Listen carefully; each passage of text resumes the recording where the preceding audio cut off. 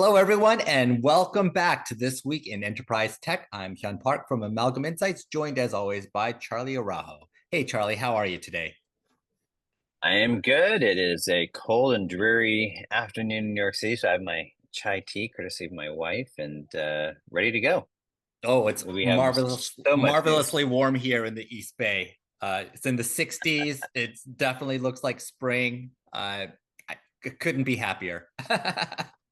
New York has this thing about where you constantly get these false, false seasons where it's like you think you're going to get it and then it falls back. And in this case, in winter, this is the most brutal one where the false spring, where it's like we had a couple beautiful days with, oh, we're here, and then it just like came roaring back to winter. It's like, oh, but.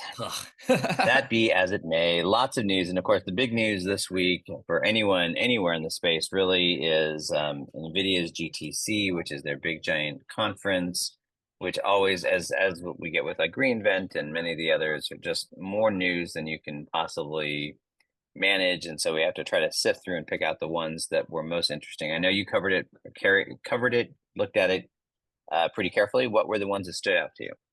Gosh, you're exactly right. When you look at the NVIDIA GTC press releases, the first thing you see is there's this spam of, call it 40 plus press releases. And some of these are just glorified press releases. And some of these are just announcements of things that they had already announced before, but now are actually kind of happening, or this may be an intermediate step to get to the actual production step. So maybe they turned it into 3 or 4 or 5 press releases. It can be a real mess. But out of that entire mess, I do feel like there were several announcements that were interesting enough that they do raise to the top of mind for the CIO office. And I think we agree that probably the one that stood out the most was the one around the open Llama Nemotron family of models. This is an announcement showing how NVIDIA is working with the Meta Llama models to create AI agentic capabilities and to open these models up. And we saw a bunch of AI platforms showing commitments to the Nemotron models, including Accenture, Amdocs, Box, Deloitte, Microsoft, SAP, ServiceNow. So all these different companies saying we're going to build our agentic, so at least some agentic capabilities on top of this Nemotron announcement. And of course, this Nemotron announcement builds on top of other NVIDIA software capabilities that have been announced in the past, such as the NIM microservices, as well as the DGX cloud. So I think there are two interesting takeaways from my perspective when I look at this. The first is that I am continually impressed with NVIDIA and what I'll call their discipline. One of the things you talk about the barrage, and we see this a lot from all these big vendors, where they cover so much ground, they just like bomb you with all this stuff, and it's like this massive spread. And on the surface, NVIDIA's looks the same, but one of the things that you find as you sort of dig into this is that they are actually pretty disciplined about not not really venturing too far afield from their core. And what I mean is they're covering, I mean, we're going to talk today about robotics and networking. I mean, it sounds like that, right? But what you see once you get beneath the covers is that all of them are rooted in how you can make most effective use of their chipsets so that you can then take, right? And so it is about creating the stickiness of how they go forward. And all of these have that common theme, and they're very disciplined around it versus other organizations where they just seem to be doing all these different things and they aren't really connected. And so that was the first big takeaway, where I think this is very smart about getting people where we're now hitting the crescendo of agentic AI and agentic models being, reaching the sort of tipping point, and people, particularly vendors, really looking to double down on investments. And this is now suddenly another option, another way of going that is obviously it's very NVIDIA centric, but it is, relatively speaking, pretty agnostic, right? It leaves you pretty open. And that brings up the second big takeaway for me, in that I think this is like the third or fourth major announcement recently in the last several weeks where somebody is doing some major development on top of Meta's Llama LLM. Mm-hmm. And what's interesting is when we talk about LLMs at a broad level, we're always talking about OpenAI and Anthropic Claude and DeepSeek and whatever, but Llama is emerging as sort of the de facto open source model, even though it's not truly open source, but sort of the de facto, where you see people that's like people trust Meta enough that they're willing to invest in it, and yet it's open source enough that they feel like they can make it their own and build stuff on top of it. And I think it's this really interesting thing that they may have found this sort of surprising pathway to very significant relevance. So anyway, those are the when I read this announcement, those are the two big things that sort of stood out at me. Yes, Meta has definitely made some missteps in trying to get into enterprise in the past. When they did Facebook for business, for instance, that was a complete failure. But this open source model wedge of getting into the enterprise AI world really does seem to be working. And kudos to Meta on figuring that out.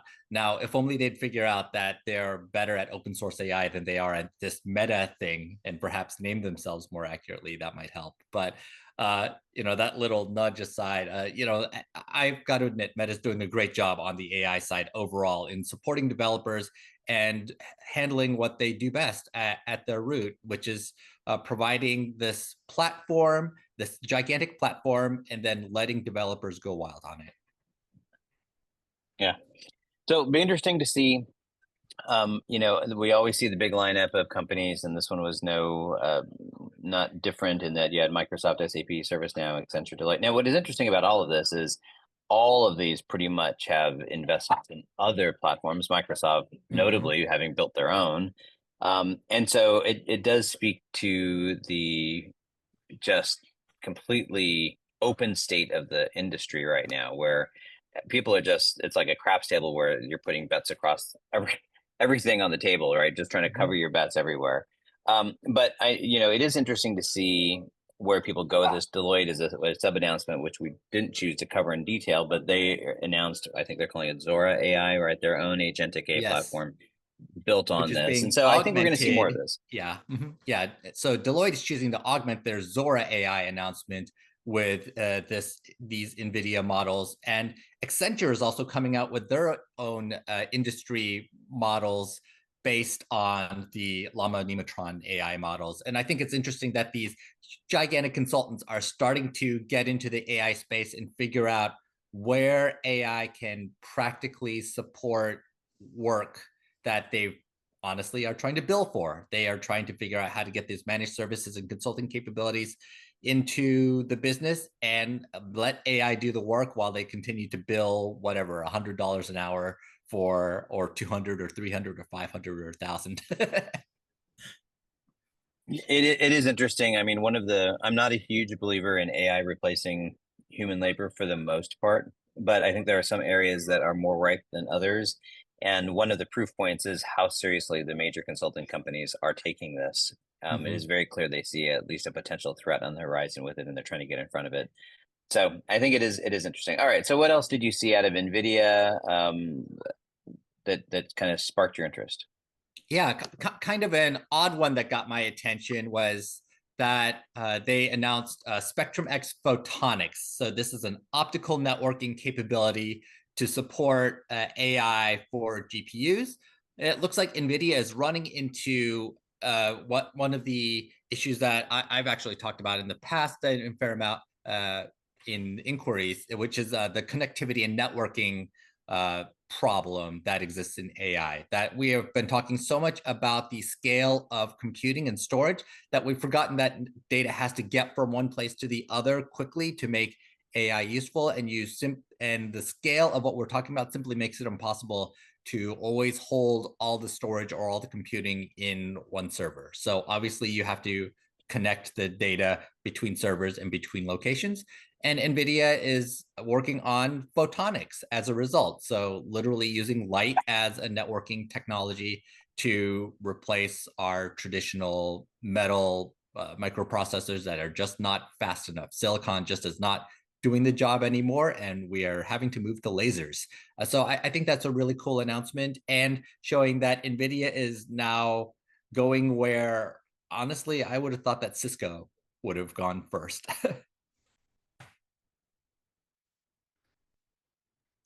The only surprise for me on this is that Cisco wasn't listed here as one of the players. Because what is notable here is they're not really. I mean, I think what they're doing in this case is establishing a leadership position, right? They're involving Mhm. these other players and building a lot of the core technology. And this clearly to me is one of these where they recognize that this is a constraint and that they have to get in front of this to not have this be the bottleneck. And so the easiest way of doing that is to take this leadership position and bring everyone along with them. So I would expect that this is something that either eventually gets subsumed by as the other players sort of do this on their own, or they sell it off. But this to me is this, and again, goes back to what I'm talking about, this idea of discipline, that this is very targeted. This is not them deciding that, oh, let's get into networking, right? This is not Meta deciding, oh, let's go and Build these the headsets metaverse is it, yeah, right. This is very much tied to their core, and this is them looking at the landscape and saying, where do we have risks, where do we have constraints, and how do we overcome those? And this is one of those strategies. So I think it's smart, and I also don't read that much into it in terms of this is something they just have got to do. Yeah, it's a way of connecting more GPUs together so you can sell more GPUs. It totally makes sense. And it just fills a gap that nobody else was willing to fill in. And NVIDIA also saw that TSM had this, what they're calling compact universal photonic engine process for building this chip. And they said, okay, if you've got this and nobody else is taking the lead, then I guess we're going to have to take the lead. It's no surprise that Jensen Huang is always aggressive about pushing the envelope forward and moving forward with building the infrastructure that he needs to sell more GPUs.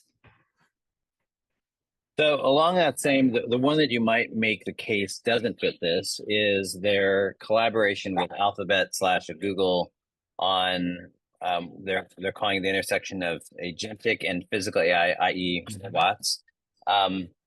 But I look at this and say, again, why is this core, right? What is important for NVIDIA? NVIDIA, I mean, and we've been watching the slow motion implosion of Intel over the last year, right? And we watch that and say that's the risk, right? There's a whole bunch of folks out there that right now in the investment community, in the broader non-tech world, that only own NVIDIA because of their stock. And they have very little conceptualization of what they do. And so I look at this as a smart play from a PR perspective. It's like, why are they doing this? Will NVIDIA chips have a role to play if robotics truly gets in this humanoid sort of space? Well, probably that's viable, but that isn't, to me anyway, what I read into this. This isn't the real thing.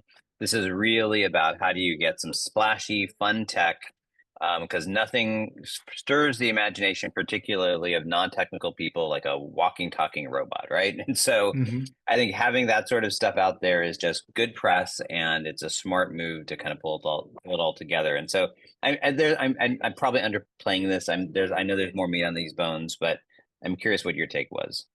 Yeah, I agree to some extent that you have to talk about the future, which is part of why NVIDIA was talking about robotics and quantum computing and the far flung future, and showing that NVIDIA will be an important company for the rest of this half century at a minimum, showing that roadmap to 2050 and beyond.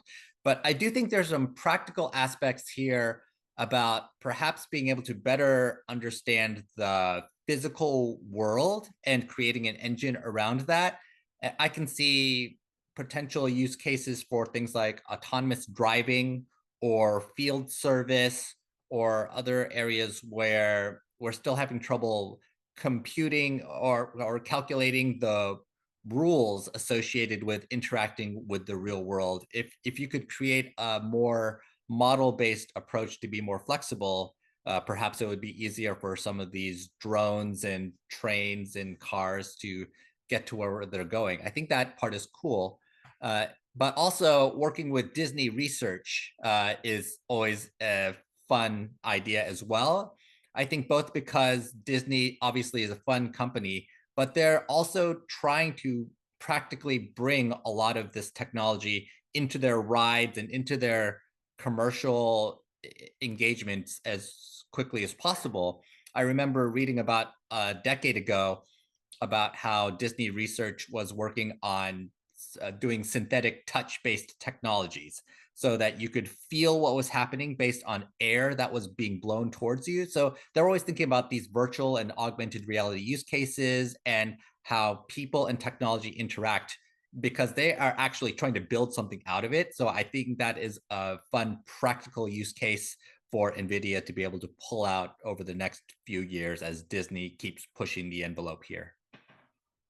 Yeah, and look at it. Like I said, I think it's great. It's stuff that fires the imagination, and I love these kind of investments, particularly when they're done in partnership. They're done with companies that are already in these spaces, that are already doing things like Disney, like Google and DeepMind and what have you. The thing I think that is interesting about it, and this is why I say it's more marketing than anything, is that I'm not convinced that when we get these, so maybe during the development stage, but when we get any of this technology into production, you're not necessarily going to need NVIDIA class chips to run them. At least I hope not. And so, that's where it's a little bit of the like I said, the kind of pomp and circumstance around it. But like I said, I think great theater and fun stuff and exciting stuff, right? It's all, very interesting to see where this all goes. And it's also, this is the stuff where Alphabet does, Google has always done well, sort of this moonshot stuff. The challenge for them has been how do you then productionize and actually bring something to market? But Right. That's another story. So anyway, interesting. What else? Anything else from the NVIDIA stuff that was really interesting to you? I think the last one was kind of a dollar announcement, but one that is very important from a practical IT perspective is that NVIDIA announced that it would open source its AI decision optimization engine, cuOPT, which is really, honestly, it's a lot of math. We've all been doing decision optimization, but the idea that if we're working at quantitative workloads, but the idea of having an open source package that NVIDIA is supporting, and then that is also being worked on by the likes of FICO and IBM, companies that are already doing decision optimization, I think is an important one because it reduces the cost of decision optimization and of course drives more use for the GPUs. So I thought that was a smart move to make because it now open sources some capabilities that have traditionally been considered commercial and gives us some quantitative tools, more quantitative tools for NVIDIA to be able to play with. Yeah, what I think is interesting, and again, what I think this makes a smart move for them is putting this out in the market, that it is important to recognize that this is not a set of sort of finished tools or algorithms. It is an optimization mechanism that basically sits below as this intermediary between the techniques that organizations like those are using to do this predictive sort of work around decision intelligence, and then accelerating it via the NVIDIA chips using this layer, right? And so it really is just about making them better, more efficient, more effective. And that, again, just super smart, right? They're not competing with any of these folks. They're not trying to boil that ocean and do all that work. They're simply providing this layer that makes their product more effective. By doing that, making these other products more effective. And it's like, well, that's just your classic win-win. Yeah, so I feel like the big theme across these announcements to some extent is that although some critics said that the NVIDIA keynote and announcements weren't that great, and I know you weren't super excited about this, I do think that one of the important things is that NVIDIA is bringing in a couple of technologies that are 100xing the speed of what is available on an open source perspective or from a standard market perspective. And being able to say your decision optimization options that for open source are 100 times faster, or your networking equipment opportunities are and capabilities can go up 100x based on these new technologies we bring up, that is going to be meaningful for some niche cases in connecting the dots in AI. Yeah, and don't get me wrong. It's like I think there wasn't, we've had a lot of groundbreaking sort of stuff in past versions of this, and really throughout the whole year. That said, I think this is an example of this is where they earn their multiple, right? Because the trick, it's easy to drive a stock price or to get market excitement with these big flashy announcements, but for an organization the size now of NVIDIA to execute over time, they have to be able to scale this. They have to be able to sustain it. And to me, that's up and down the line. That's what these announcements were. This was about how do you execute, how do you sustain, how do you grow your partnership base, how do you make this more scalable, right? That's what all of these are about in various forms. And I think in that way, that's a sign of maturity. Again, I go back to, I think what they're demonstrated here is rock solid discipline, that they understand where they're going, they understand the things that are holding them back, they understand what they have to do to keep this engine running at full throttle, and I think they're executing on it. I think they you know, if I'm a competitive chip maker, I'm going, oh crap, because they did not leave a whole lot of stones unturned in terms of opportunities to find some space. So no, I think you know, not sexy, but extremely well executed. Yep.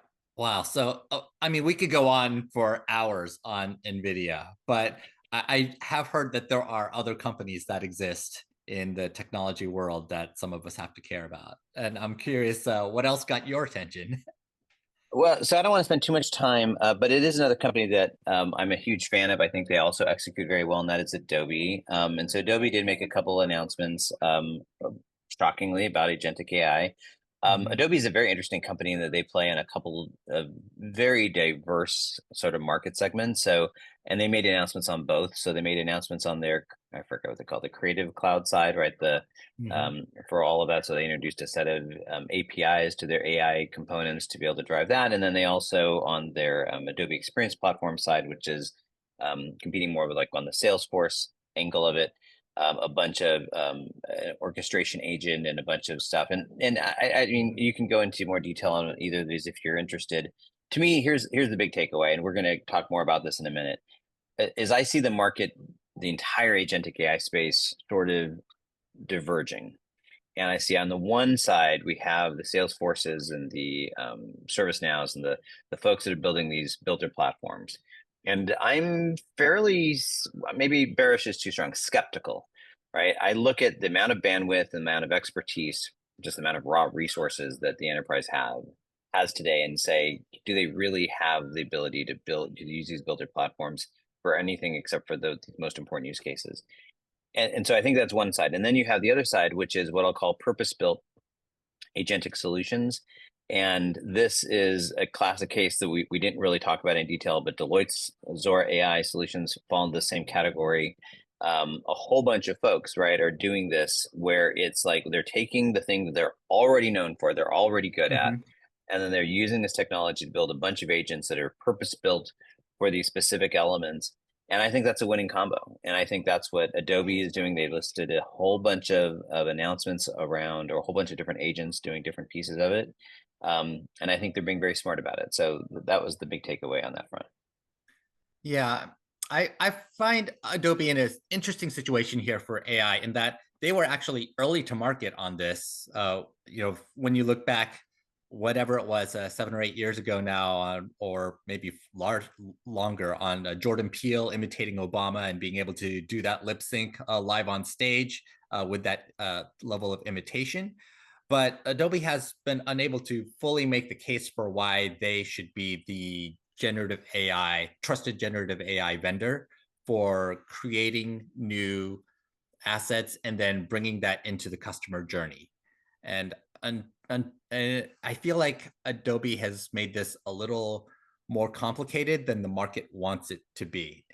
Now, this isn't an easy challenge of creating generative AI capabilities or supporting that from an API perspective, and then bringing that into the customer journey, and then supporting account management associated with all these assets. It's definitely a difficult thing to do, but it's been a difficult challenge for Adobe to figure out exactly how to unlock all of this, other than through functional changes to the platform. So I think this is possibly a good sign that Adobe is looking at agents, especially on the account orchestration and contact journey perspective. Hopefully those agents will be able to simplify some of that process and finally be able to unlock the innate advantages that Adobe has. Just from a market perspective, I think it would be good for somebody to show how generative AI fits into more complex business workflows and use cases. Well, and I do think it's a little bit more focusing on that side of it for them. I think is a more of a winning combination. They're just more process centric. It's just easier. I think the where you're talking about is they had a lot of promise on the creative side, but the creative Mhm. side is a bit of a hornet's nest, and it's really difficult to do it and to do it at scale and to connect all the dots. So I think that's where there's a sort of break point. But I do think it's interesting, and what it really shows. I mean, if we just following these conversations every week, right? This is still so early, and the winners and losers change every single week. And so, nothing is for certain with any of it. But Mhm. I do think this sort of leads into the interesting conversation here that there is a CIO article that we're actually not going to talk a whole lot about, but it's a primer because the title of this article is Operational Efficiency is Not Transformation. And Mhm.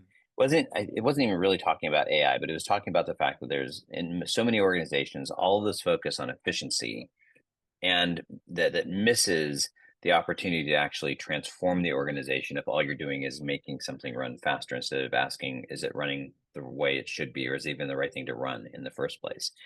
And I think that may be nowhere more important of a distinction than when it comes to AI, and specifically around agentic AI. So you found two articles, and actually, I want you to walk us through them because I'm not sure if they're how related they are, or if they're just two versions of the same thing, or building on one or the other. But basically, it was a quantitative study to try to actually understand that exact thing. That did we get more value out of applying generative AI and agentic AI solutions to improving productivity slash efficiency? They're really talking about efficiency in this particular Mhm. study versus innovation, meaning simply making things more effective or more faster versus more effective by actually changing the way it's working.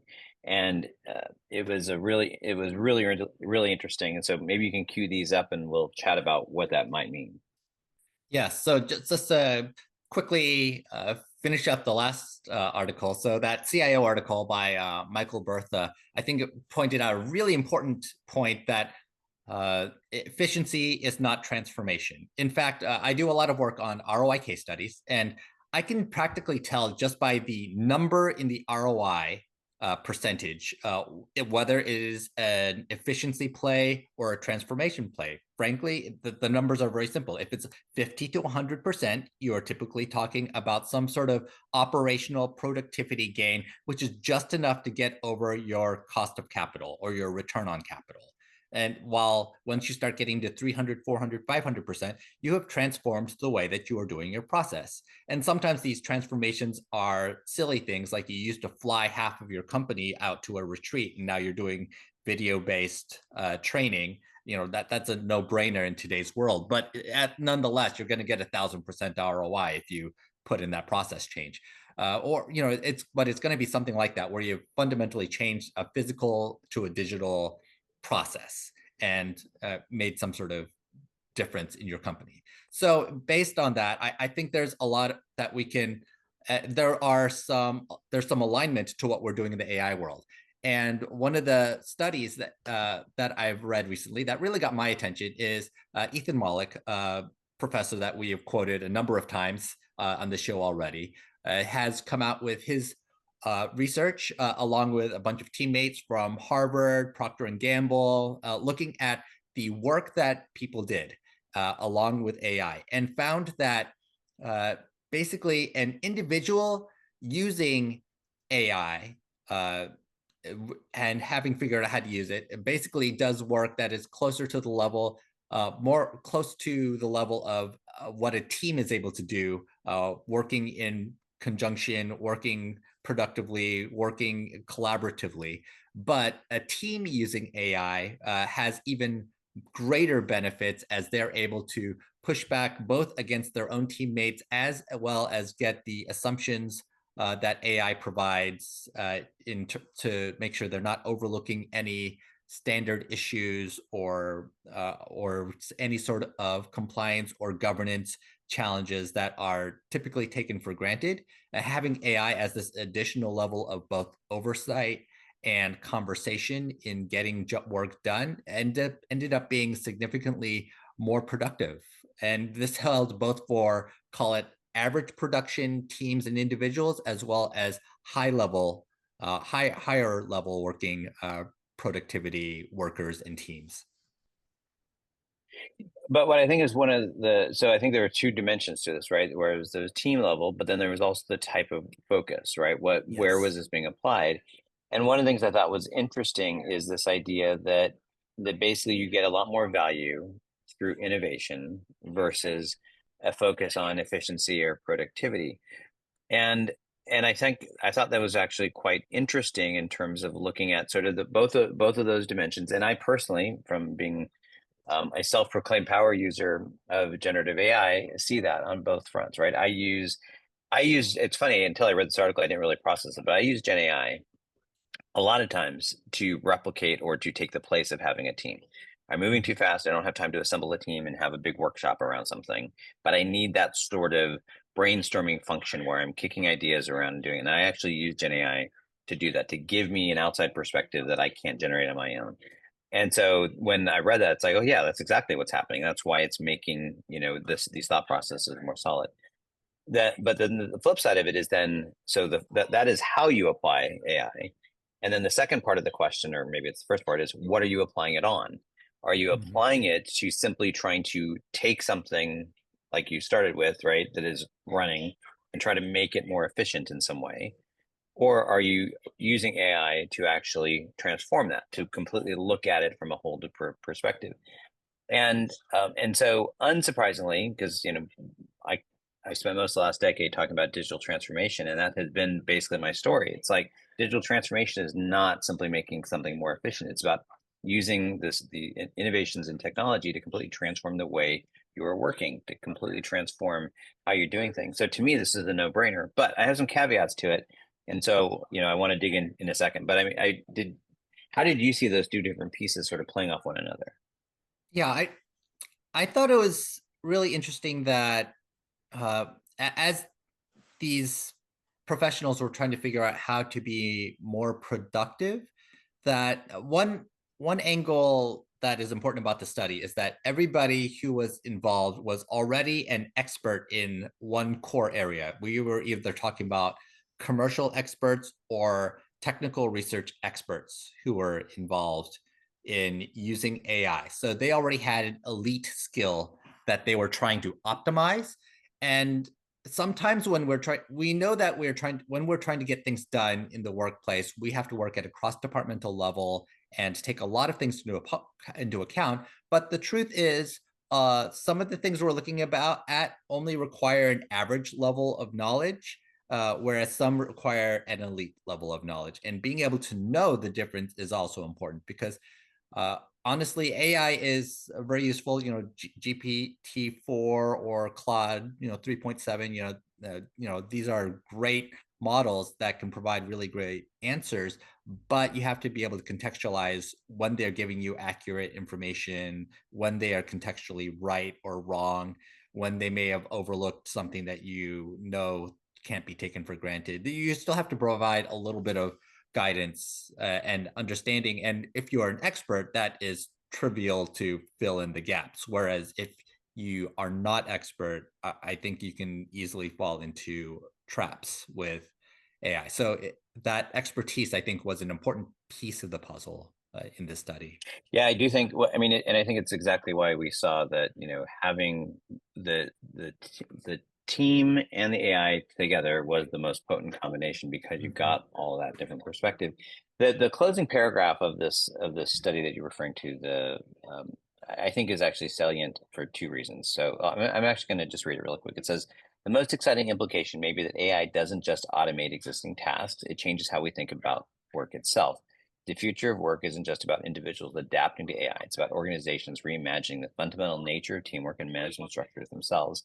And that's a challenge that will require not just technological solutions, but new organizational thinking. And we try to end this before we get to the fun stuff in a second with, hey, if you're a CIO, how do you process all of this news? And to me, that's the money Mhm. paragraph, right? Because if you're a CIO today, this is what you need to be thinking.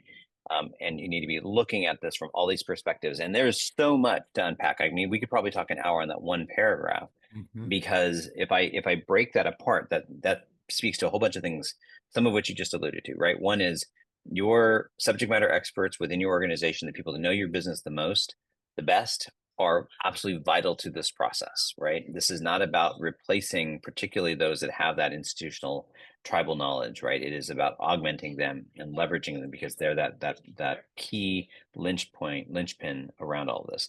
Secondly, adoption is critical. I have to be able to deploy this in a way that people actually start using it and they understand how to use it. If I simply give them and this is why I think Microsoft Copilot, as an example, just to pick on them for a second, struggled. Just giving people a chatbot and saying, knock yourself out, doesn't deliver these sort of results.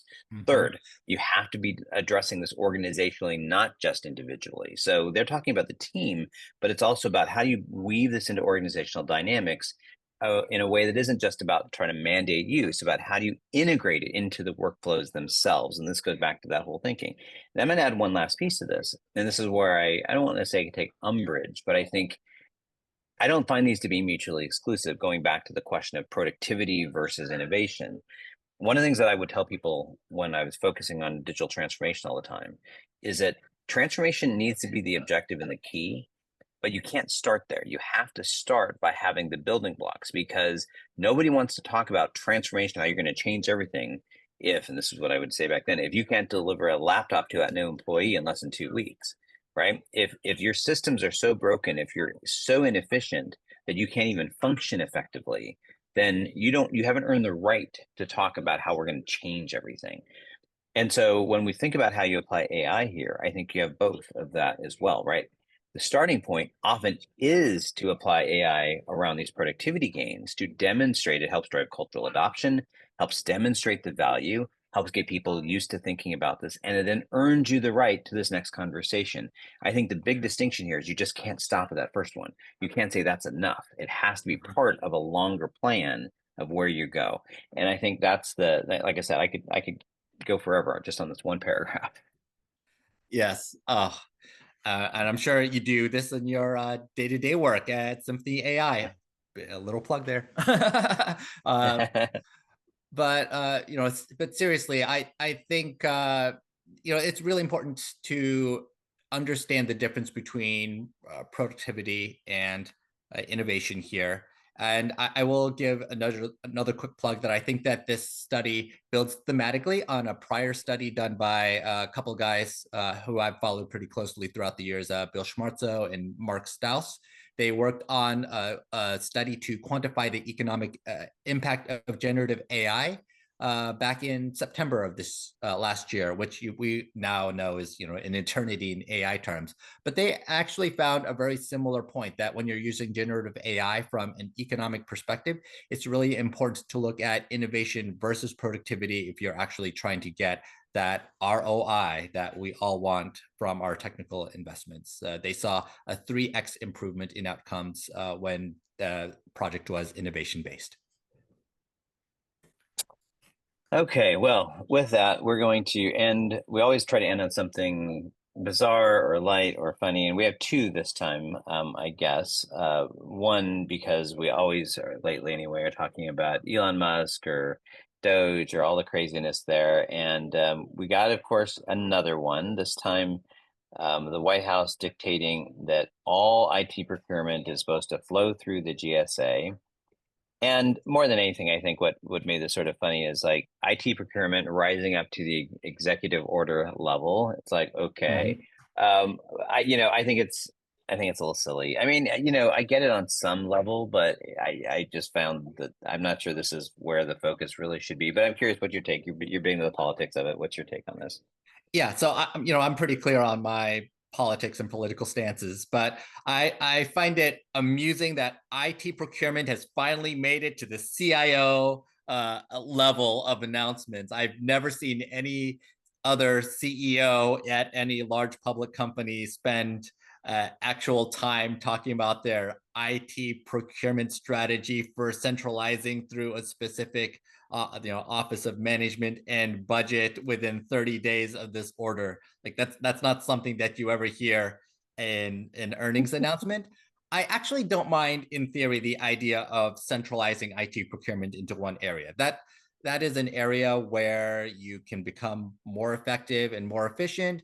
But I think the key to that is that once you do centralize, you now need to have these dotted lines to all the areas that used to be able to do their own IT procurement and have some sort of collaborative, call it monthly or quarterly meeting to be able to make sure that there is alignment and to be able to have these dotted lines to all the enforcement areas associated with this procurement. So I think about this very practically. I have my doubts on how practically this will actually be deployed, but this might be the most practical executive order that I've seen so Well, far. it sort of goes back to the NVIDIA robotics thing. This is, in my opinion, this is just for show. And the reason I say it is because it on the surface sounds totally logical. It's like, oh my gosh, why are we having all these agencies buy their own things? And it's obviously wasteful. And I'm quite sure there's waste in that, right? The challenge is that this is only going to apply to a very small handful of things, office suite licenses and laptops and a handful of things that are in fact universal across all the various different federal agencies. But the reality is that every agency is going to have very distinct needs. And trying to centralize that and centralize, to your point, all of the expertise necessary to make those acquisitions, it just doesn't make any sense. Not to mention, even if it did, just the scale just makes it unmanageable, right? When the first rules, when you're dealing with scale, start breaking it up, decentralize so that you can improve efficiency around it, not centralize around it. So I just think it's one of those things where it's a little bit, but silly around it. I typically would not recommend consolidating the procurement for 2 million employees into one department in 30 days. That is true. Well, talking about silly, let's make a little less politics. Our last one to end with is SAP CEO Christian Klein made a prediction, which, by the way, I don't want to come off being too harsh because it's not that I entirely disagree with him, but he basically says that he expects manual data entry to disappear from SAP by 2027. Now, clearly, I think that's one of those things because people complain about the Byzantine maze of SAP screens and trying to enter data, and it's this huge process. And of course, we've been talking all show about agentic AI, and part of that promise is that it's doing all of these tasks for you. So I get why he would say it. The reason I find it a little silly is because at least in the next 2 years, by the time frame he's talking about 2027, I don't think the technology is going to be anywhere near advanced enough that we are eliminating interfaces. And the biggest reason is just that human speech, which is ostensibly how the only way that happens, right? If I'm just talking to my computer, is actually very inefficient in a lot of ways. And we'll show just how inefficient here with a closing video, I guess, in a second. But I mean, that was sort of, I mean, so before we get to the funny part, I guess, what was your take on this announcement? Did you take any of it seriously, or how did you read it? Yeah, first of all, noticing that this was based on an SAP Korea event and that it was reported by a Korean reporter. Just want to say, Ji-Hyun 보는 SAP는 서른 소식이 있습니다. Just saying that Lee Ji-Hyun reported on this, so thanks to her. But also a little more seriously, I think SAP has always been challenged by talking about how it's going to make things more simple. And they even talked about run simple for a while before they realized nobody ever hires SAP to run simple. Everybody runs SAP.